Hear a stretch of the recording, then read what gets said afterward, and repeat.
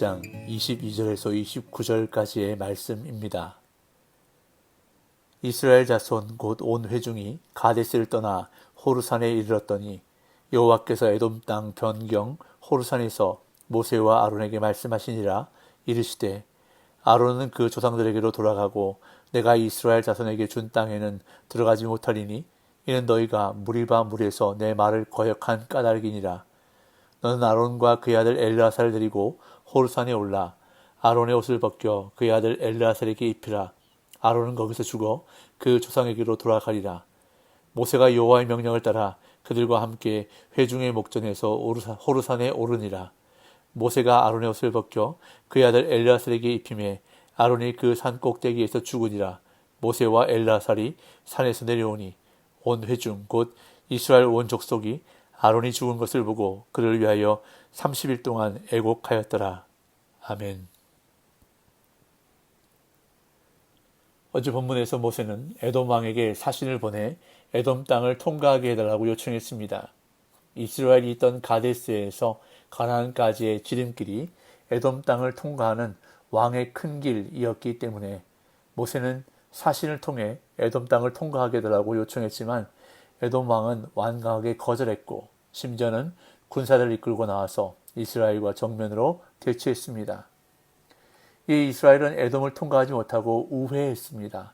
특별히 신명기에 따르면 하나님께서 에돔과 싸우지 말 것을 말씀하셨기에 이스라엘은 에돔과의 전쟁을 피하여 우회해서 이제 오늘 본문에서 호르산에 도착합니다.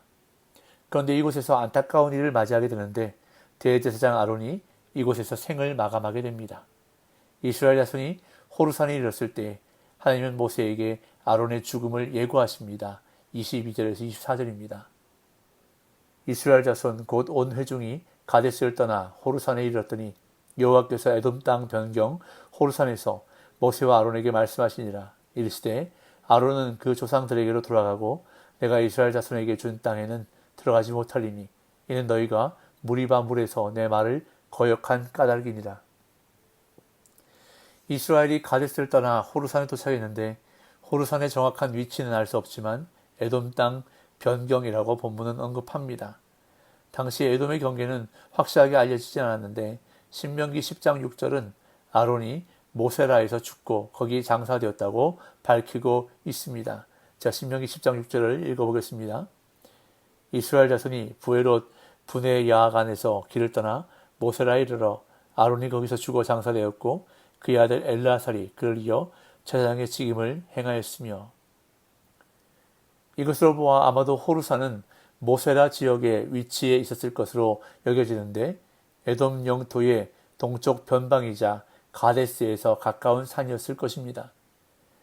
이스라엘이 이곳에 이르렀을 때에 하나님의 새로운 말씀이 모세와 아론에게 주어졌는데 그 말씀은 아론의 죽음에 관한 것이었습니다. 아론은 그 조상들에게로 돌아가고 내가 이스라엘 자손에게 준 땅에는 들어가지 못하리니 라고 말씀하셨습니다. 여기서 그 조상들에게로 돌아간다라는 표현은 한 사람의 순탄한 죽음에 대한 관용적인 표현으로 원래는 열조의 무덤에 묻히다라는 의미입니다. 열조의 무덤에 묻히는 것은 고인이 사후에 조상들이 묻혀있는 가족 묘에 매장되는 것을 말하는데 따라서 이것은 아론이 죽음으로 앞서 죽은 조상들의 대열에 합류한다는 뜻입니다. 가데스에서 미리암이 죽었고 이제 호르산에서 아론이 죽게 됩니다. 이렇게 아론의 죽음에 대해서 하나님은 말씀하시면서 모세와 아론에게 무리바 사건을 상기시키시는데 그들이 당시 불순종했기 때문에 약속의 땅에 들어가지 못하리라 말씀하신 내용을 다시 한번 확증하십니다. 내가 이스라엘 자손에게 준 땅에는 들어가지 못하리니 이는 너희가 무리바 물에서 내 말을 거역한 까닭이니라. 이어 하나님은 아론의 죽음과 대제사장직의 계승에 대한 구체적인 방법을 말씀하시는데 모세가 아론과 그의 아들 엘르아살을 데리고 호르산에 올라가서 아론의 옷을 벗겨 엘르아살에게 입혀야 한다고 말씀합니다. 25절 26절. 너는 아론과 그의 아들 엘르아살을 데리고 호르산에 올라 아론의 옷을 벗겨 그의 아들 엘르아살에게 입히라. 아론은 거기서 죽어 조상에게로 돌아가리라. 아론이 대제사장직에서 물러나는 사건은 이스라엘의 역사에서 중요한 의미를 지니는 사건인데 대제사장은 하나님과 이스라엘 사이의 최고의 중재자이기 때문입니다. 그 직책의 위엄과 존엄성은 대제사장이 입는 의복의 화려함에서도 잘 나타나기에 아론이 대제사장의 옷을 벗어 아들 엘르아살에게 입히는 의식을 통해 대제사장직의 계승이 상징적으로 표현되고 있습니다. 이후 21장부터는 아론의 자리를 시종일관 엘르아살이 대신하게 됩니다. 그런데 여기서 한 가지 드는 의문은 대제사장직을 계승하는 의식을 왜 성막이 아닌 호르산에서 거행했는지에 대한 의문입니다. 출애굽기 29장에서 제정되어 레위기 8장에서 실행된 위임식 규례에 따르면 대제사장은 성막에서 기름 부음을 받고 다양한 제사를 드리며 위임되어야 하기 때문입니다.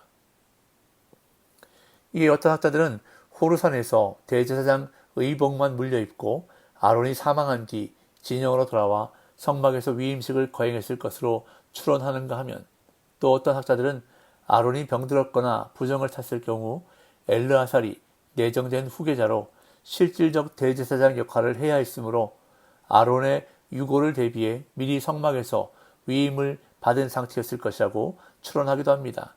그래서 그 후에 호르산에 올라 아론이 사망한과 동시에 의복을 입으면서 공식적으로 대제사장 직위를 이어받았을 것이라고 추론하기도 합니다.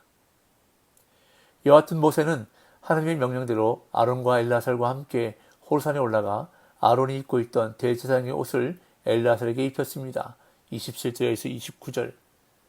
모세가 여호와의 명령을 따라 그들과 함께 회중의 목전에서 호르산에 오르니라. 모세가 아론의 옷을 벗겨 그의 아들 엘르아살에게 입히매 아론이 그 산 꼭대기에서 죽으니라. 모세와 엘르아살이 산에서 내려오니 온 회중 곧 이스라엘 온 족속이 아론이 죽은 것을 보고 그를 위하여 30일 동안 애곡하였더라. 모세는 이스라엘 회중이 보는 앞에서 여호와의 명령대로 아론과 그의 아들 엘르아살을 데리고 호르산에 올랐습니다. 거기서 모세는 아론의 대제사장 의복을 벗겨 엘르아살에게 입힘으로 대제사장의 직무가 엘르아살에게 승계되었습니다. 그리고 아론은 그 산에서 생을 마감하였습니다. 민수기 33장에 따르면 이스라엘 자손이 애굽 땅에서 나온 지 40년째 되던 해 5월 초하루에 제사장 아론이 여호와의 명령으로 호르산에 올라가 거기서 죽었다고 보도합니다. 민수기 33장 38절에서 39절까지 말씀을 제가 읽습니다. 이스라엘 자손이 애굽 땅에서 나온 지 40년째 5월 초하루에 제사장 아론이 여호와의 명령으로 호르산에 올라가 거기서 죽었으니 아론이 호르산에서 죽던 때의 나이는 123세였더라. 아론은 애굽에서 나온 지 40년 되는 해 5월에 123세의 나이로 생을 마감했습니다. 아론의 생애를 살펴보면 그는 말을 잘해서 모세의 대변인 역할을 담당했고, 또한 모세가 시내산에서 늦게 내려올 때 백성의 요구에 따라 금송아지를 만들어 큰 죄를 짓기도 했지만 이스라엘 백성과 함께 40년 동안 광야를 지나온 인물이었습니다. 일반적으로 이스라엘에서는 사람이 죽으면 7일 동안 애곡했는데 온 이스라엘 족속이 아론의 죽음에 30일 동안이나 애곡했다는 것은 그가 얼마나 중요한 인물이었는지를 보여주고 있습니다.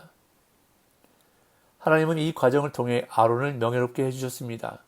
비록 가나안에 들어갈 수는 없었지만 아론은 자신의 사명, 즉 대제사장의 사명에 끝까지 최선을 다했습니다. 그래서 비록 실수가 많았던 인생이었지만 하나님은 아론의 마지막 길을 아름답고 멋지게 마무리하도록 해주셨던 것입니다. 아론의 죽음은 일반적인 죽음과는 달랐습니다. 일반적인 자연사가 아니라 하나님은 아론에게 대제사장의 사명을 위임할 기회를 허락하였던 것입니다. 아들 엘르아살과 함께 호르산에 오르게 하시고 모세가 하나님이 명하신 대로 아론의 대제사장 의복을 벗겨 엘르아살에게 입힘에 아론이 죽었다고 오늘 본문은 기록하고 있습니다. 기력이 쇠하여 죽은 것이 아니라 사명을 다 마치고 눈을 감은 것이니 참으로 영광스러운 죽음이었던 것입니다. 이러한 은혜가 저와 여러분들의 삶에도 주어지기를 간절히 소망합니다. 하나님께서 저와 여러분들의 인생의 마지막 길을 이처럼 아름답고 멋지게 마무리해 주시기를 간절히 소망합니다. 그러기 위해서는 끝까지 최선을 다하는 삶이 중요합니다. 비록 내가 영광을 받지 못한다 할지라도, 약속의 땅에 들어가는 일이 허락되지 않는다 할지라도 묵묵히 자신에게 맡겨진 사명의 길을 걸어갈 때 하나님께서는 그러한 사람들을 높여주시고 명예롭게 해주신다는 것입니다.